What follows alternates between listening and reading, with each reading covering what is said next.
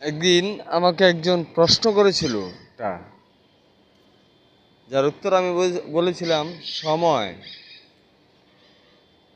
সেই উত্তরটা তখন সে বুঝতে পারেনি। আমি তার চেহারা থেকে বুঝতে পারছি যে উত্তরটা বুঝতে পারেনি। সময়ের ব্যবধানে আজও কি সে উত্তরটা বুঝতে পেরেছে কিনা আমি জানি না, তবে আমার মনে হয় বুঝতে পেরেছে। কারণ সময় এমন একটা জিনিস,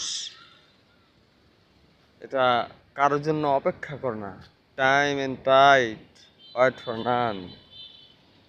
সময় তার নিজ গতিতে চলবেই।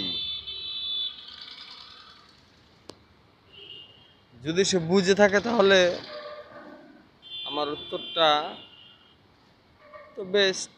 আর যদি বুঝে না থাকে তাহলে বুঝবো সে মানুষটা জীবনে কখনোই কখনোই কিছু বুঝবে